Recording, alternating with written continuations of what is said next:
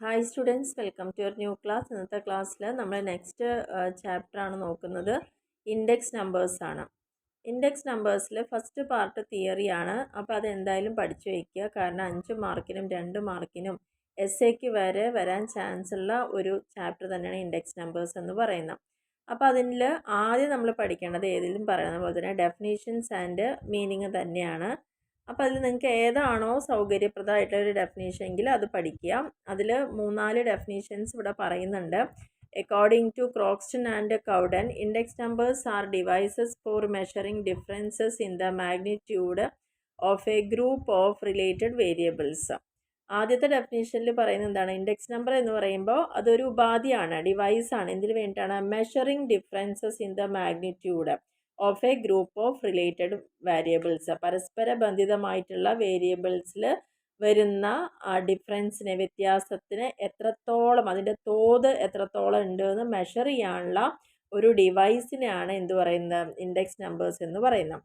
Horace Acres writes, index numbers are a series of numbers by which changes in the magnitude of a phenomenon are measured from time to time or from place to place. അദ്ദേഹത്തിൻ്റെ ഡെഫിനേഷനിൽ ഒരു ചെറിയ ചേഞ്ചും കൂടി വന്നിട്ടുള്ളൂ. അവിടെ നമ്മൾ കൂടുതൽ focus ചെയ്യുന്നത് ഒരു നിശ്ചിത കാലയളവിൽ, ഫ്രം ടൈം ടു ടൈം, അതേപോലെ തന്നെ പ്ലേസ് ടു പ്ലേസ് വരുന്ന വ്യത്യാസങ്ങളെ നമ്മൾ ആ ഒരു വ്യത്യാസത്തിൻ്റെ തോത് എത്രത്തോളം ഉണ്ടെന്ന് അറിയാൻ വേണ്ടിയിട്ട് യൂസ് ചെയ്യുന്നതാണെന്നുള്ളത് പറയുന്നുണ്ട്. അതേപോലെ തന്നെ സ്പീക്കറുടെ വേർഡ്സ് ഉണ്ട്. Index number is a statistical measure design to show changes in a variable or group of related variables with respect to time, geographic location or other characteristics. മൂന്നാമത്തെ ഡെഫിനേഷനിൽ എത്തുമ്പോഴേക്കും ഒരു 3 പോയിന്റുകളായിട്ട് വീണ്ടും പറഞ്ഞിട്ടുണ്ട്. ഇൻഡെക്സ് നമ്പർ ഒരു സ്റ്റാറ്റിസ്റ്റിക്കൽ മെഷറാണ്, ഡിസൈൻ ചെയ്തിരിക്കുന്നത് ഒരു വേരിയബിളിലോ ഗ്രൂപ്പ് ഓഫ് റിലേറ്റഡ് വേരിയബിളിലോ വരുന്ന ചേഞ്ചിനെ മെഷർ ചെയ്യാനാണ്. അത് ഇതിനൊക്കെ അടിസ്ഥാനപ്പെടുത്തിയിട്ടാണ് സമയം, അതേപോലെ തന്നെ സ്ഥലം, മറ്റുള്ള ക്യാരക്ടറിസ്റ്റിക്സിനെയൊക്കെ ബേസ് ചെയ്തിട്ടാണ് കാണുന്നുണ്ടാവുക.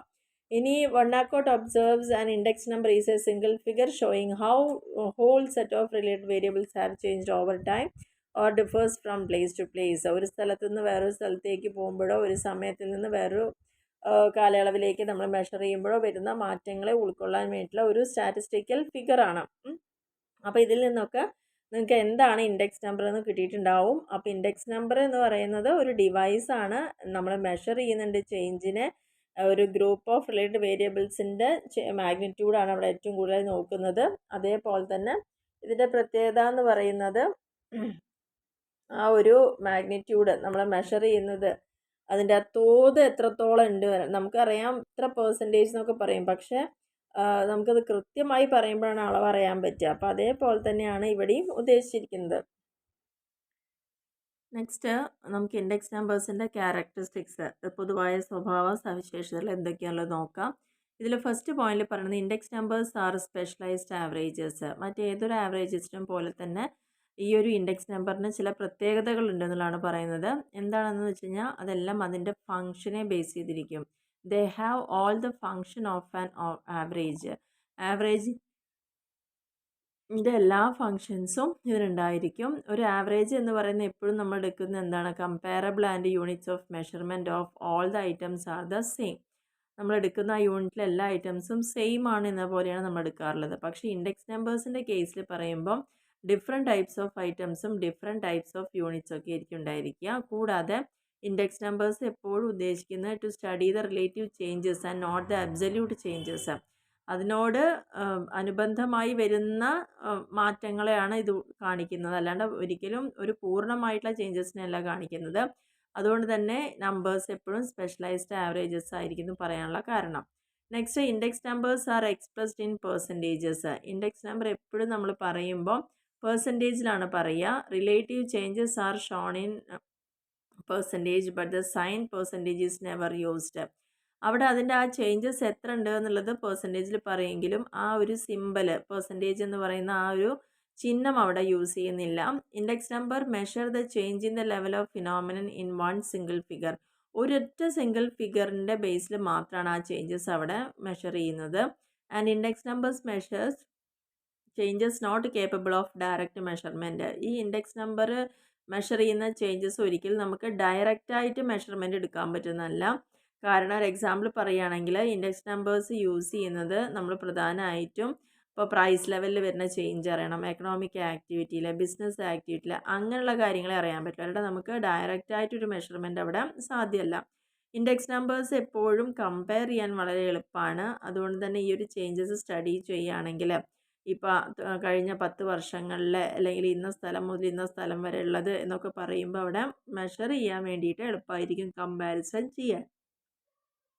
Next, index numbers measure the effect of change from one time to another, from one place to another. നേരത്തെ നമ്മൾ പറഞ്ഞ പോലെ തന്നെ ഒരു സമയം മുതൽ വേറൊരു സമയം വരെയും ഒരു സ്ഥലം മുതൽ വേറൊരു സ്ഥലം വരെയും വരുന്ന ആ ഒരു ചേഞ്ചിൻ്റെ ഇഫക്റ്റ് മെഷർ ചെയ്യാൻ വേണ്ടി ഇൻഡെക്സ് നമ്പേഴ്സ് യൂസ് ചെയ്യാം. ഇത്രയാണ് നമുക്ക് ഇൻഡെക്സ് നമ്പേഴ്സിൻ്റെ ക്യാരക്ടറിസ്റ്റിക്സിനെ കുറിച്ച് പറയാനുള്ളത്. ഇനി ഇതെല്ലാം 5 മാർക്കിന് ചോദിക്കാൻ ചാൻസ് ഉള്ള ക്വസ്റ്റ്യൻ ആണ്. 2 മാർക്കിന് ഡെഫിനീഷൻസ് പഠിച്ചു വയ്ക്കുക.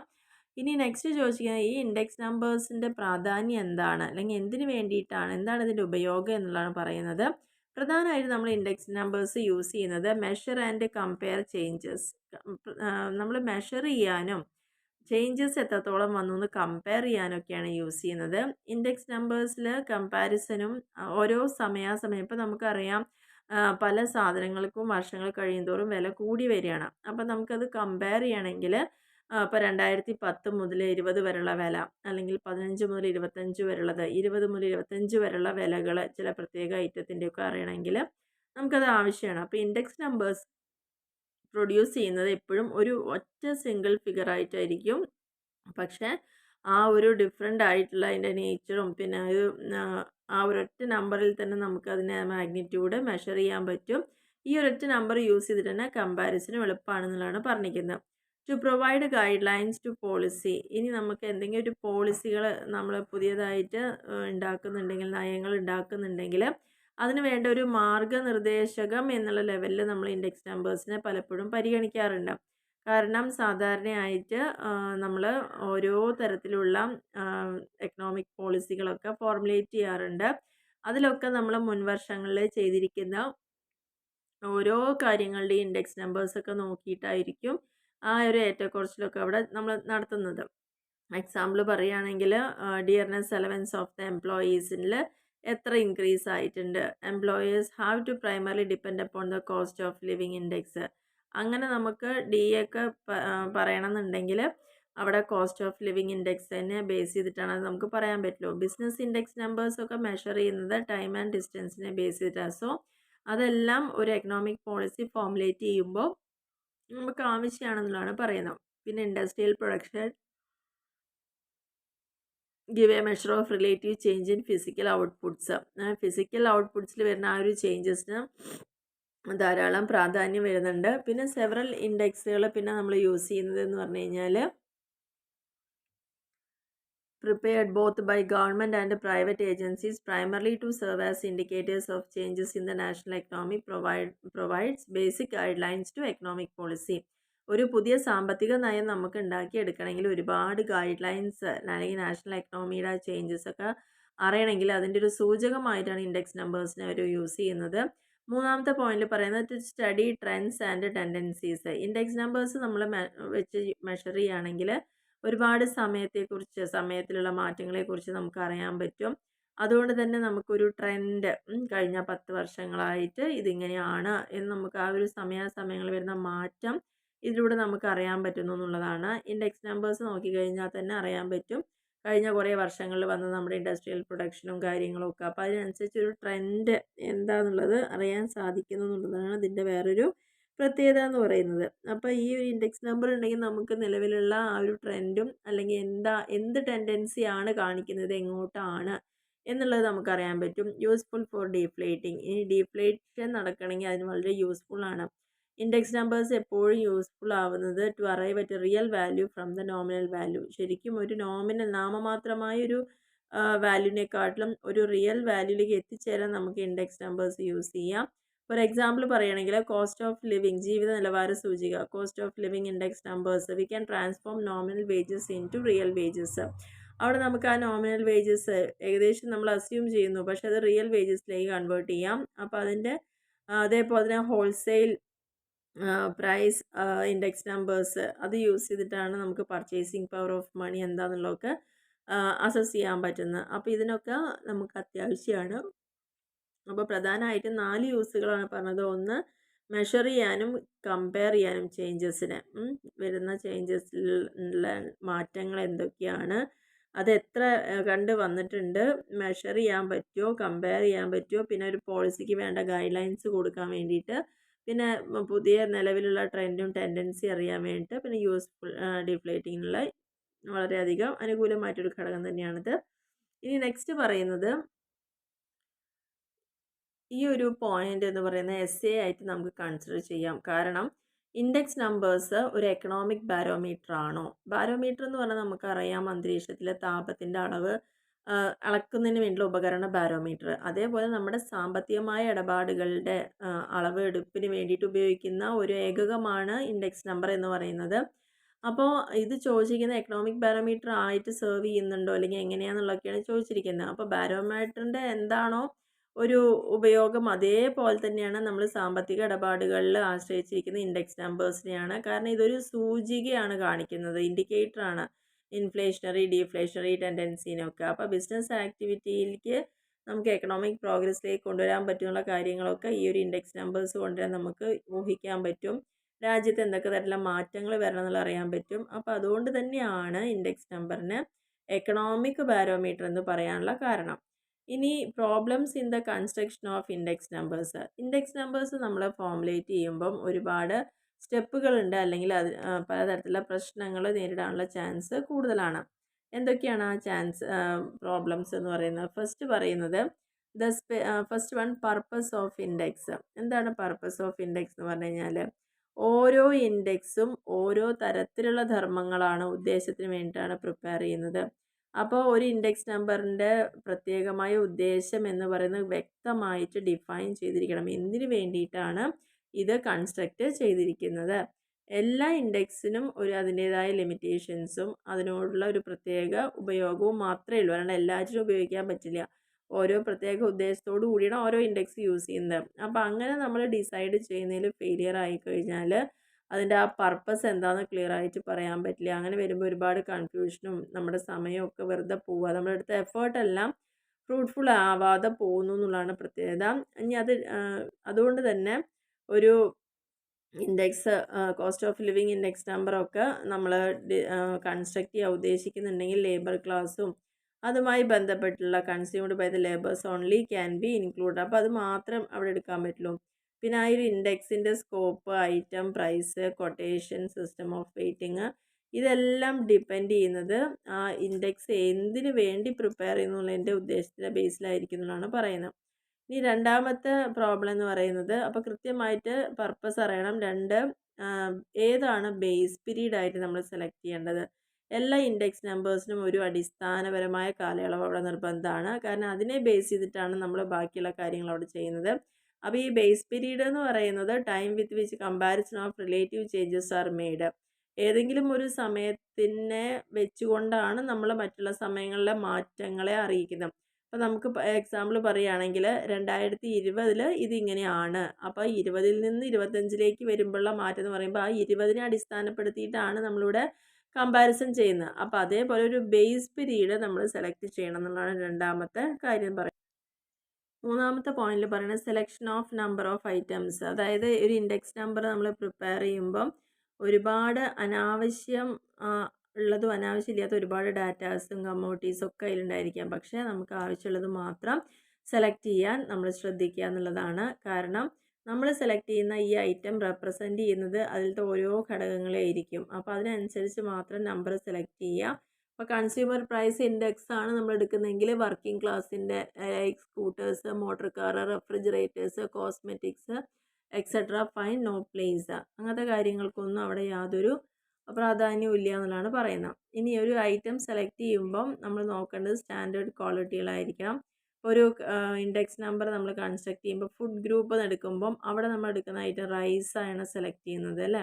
അപ്പോൾ ആ quality of rice should be included which common demand. Common ആയിട്ട് വരുന്ന കാര്യങ്ങൾക്ക് നല്ല ക്വാളിറ്റി അവിടെ ഉറപ്പ് വരുത്തുക എന്നുള്ളതാണ് ചെയ്യാനുള്ളത്.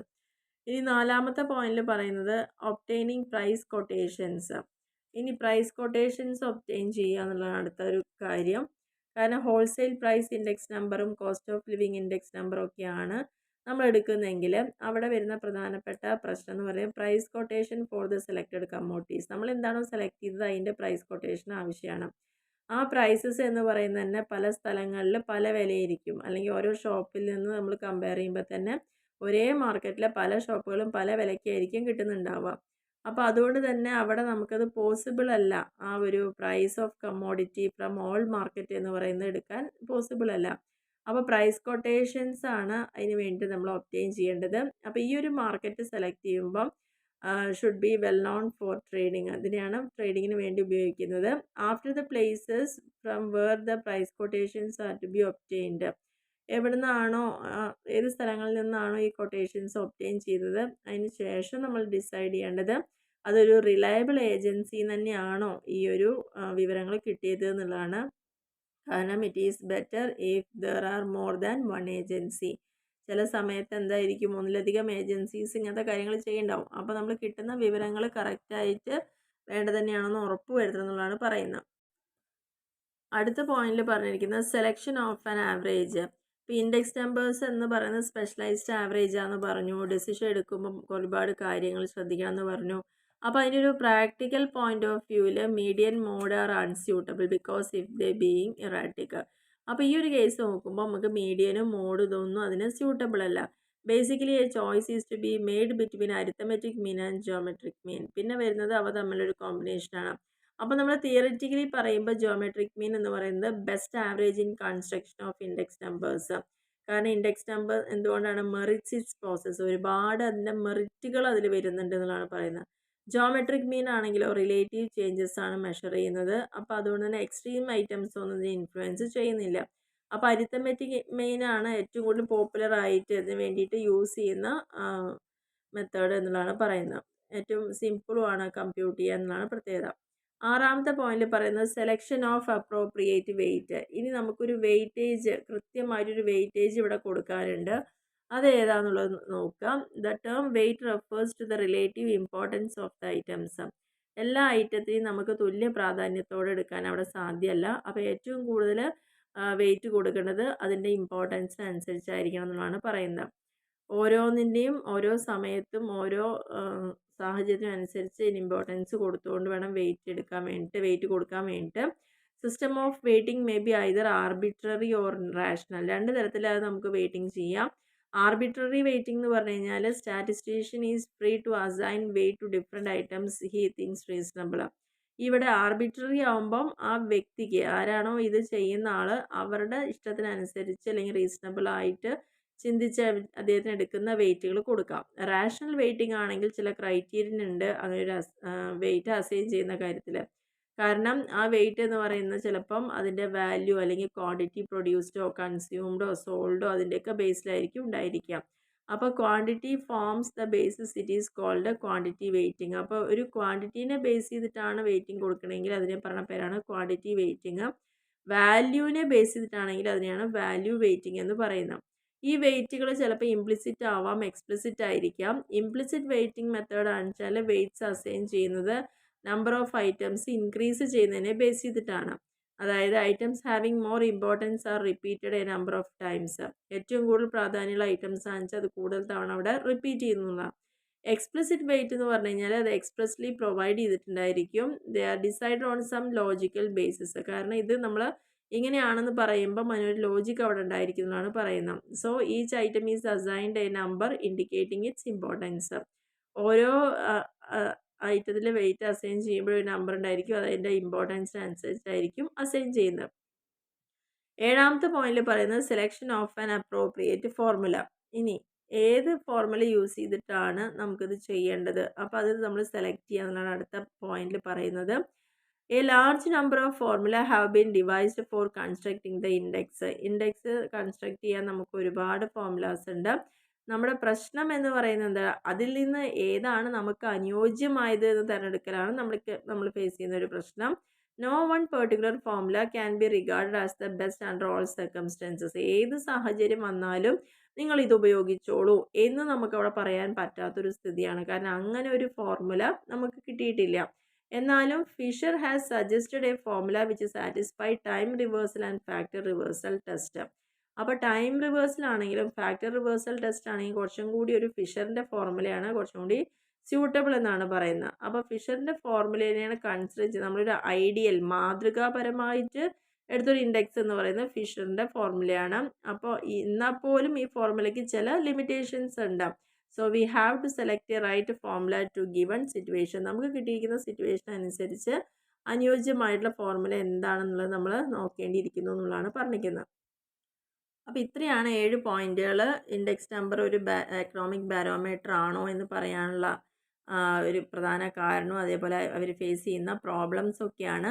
ഇനി നമുക്ക് ഒരു ഇതേപോലെ തന്നെ എസ്സേറ്റിന് ചോദിക്കാം, അല്ലെങ്കിൽ 5 മാർക്കിന് ചോദിക്കാവുന്ന ഒരു ക്വസ്റ്റ്യൻ ആണ് ഇതിൻ്റെ ലിമിറ്റേഷൻസ് അല്ലെങ്കിൽ ഡിഫക്ട്സ്. ഇൻഡെക്സ് നമ്പറിന് ഇത്രയൊക്കെ പ്രാധാന്യം ഉണ്ടെങ്കിലും അതിന് കുറേ പോരായ്മകളുണ്ട്. എന്താണെന്നുള്ളതാണ് പറയുന്നത്.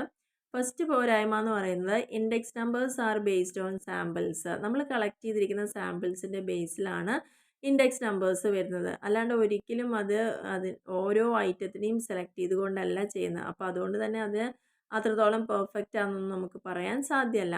രണ്ടാമത്തെ പോയിന്റിൽ പറയുന്നത് ഇതൊരു അപ്രോക്സിമേറ്റ് ഇൻഡിക്കേറ്റർ മാത്രമാണ്, ഈ ഒരു റിലേറ്റീവ് ലെവൽ ഓഫ് ഫിനോമിന. നമ്മൾ എന്തിനെക്കുറിച്ചാണോ എടുത്തിരിക്കുന്നത് അതിനെക്കുറിച്ച് ഒരു ഏകദേശ ധാരണ കിട്ടാനുള്ള ഒരു മെഷർ മാത്രമാണ്, അല്ലാണ്ട് അത് പൂർണ്ണമായിട്ടും അത് ശരിയാണ് എന്ന് നമുക്ക് പറയാൻ സാധ്യമല്ല എന്നുള്ളതാണ് രണ്ടാമത്തെ ലിമിറ്റേഷനായിട്ട് പറയുന്നത്. മൂന്നാമത്തേൽ പറയുന്നത് all index numbers are not good for all purposes. നമ്മൾ എത്ര ഇൻഡെക്സ് നമ്പർ കണ്ടുപിടിച്ചിട്ടുണ്ടോ അതൊന്നും എല്ലാ പർപ്പസിനും നമുക്ക് ഒരുപോലെ യൂസ് ചെയ്യാൻ പറ്റില്ല. Index numbers calculated four one purpose cannot be used in other place.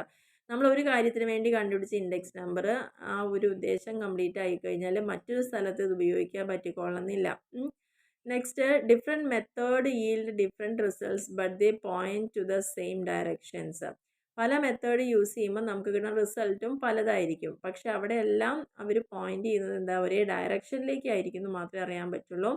The chances of error are so many that may affect the quality of index numbers. ഇനി ഇതിൽ നമുക്ക് എറർ ഉണ്ടാവാനുള്ള ചാൻസ് ധാരാളമാണ്. അപ്പോൾ അതുകൊണ്ട് തന്നെ അത് തീർച്ചയായിട്ടും ആ ഇൻഡെക്സ് നമ്പറിൻ്റെ ക്വാളിറ്റീനെ അഫക്റ്റ് ചെയ്യും എന്നുള്ളതാണ് പറയുന്നത്. കാരണം ആ എറേഴ്സ് ഒക്കർ ചെയ്യുന്നത് എവിടെയൊക്കെ ആയിരിക്കാം, ചിലപ്പോൾ നമ്മൾ ഡാറ്റ കളക്ട് ചെയ്യുന്നതിലായിരിക്കാം, അല്ലെങ്കിൽ നമ്മൾ കൊടുക്കുന്ന വെയിറ്റ് അപ്രോപ്രിയേറ്റ് വെയിറ്റ് അല്ലാതെ ഇരിക്കാം, അല്ലെങ്കിൽ പർപ്പസ് ക്ലിയർ അല്ലായിരിക്കാം. അങ്ങനെ ഒരുപാട് കാര്യങ്ങളെ ബേസ് ചെയ്തിട്ടാണ് വരുന്നത്. ആറാമത്തെ പോയിന്റിൽ index numbers specialised type of averages ആണ്. അതുകൊണ്ട് തന്നെ subject to those limitation also which an average സഫേഴ്സ്.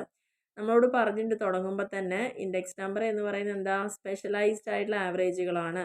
അപ്പോൾ അത്തരത്തിലുള്ള ആവറേജസിന് എന്തൊക്കെ ലിമിറ്റേഷൻസ് ഉണ്ടോ അതെല്ലാം ഇവിടെയും ഉണ്ടായിരിക്കും, ആ പോരായ്മ ഇവിടെ ഉണ്ടാവും എന്നാണ് പറയുന്നത്. ഇനി ഏഴാമത്തെ പോയിന്റിൽ പറഞ്ഞ with the passage of time taste habits of people also change with the result very often old commodities to go out of use and new commodities are introduced.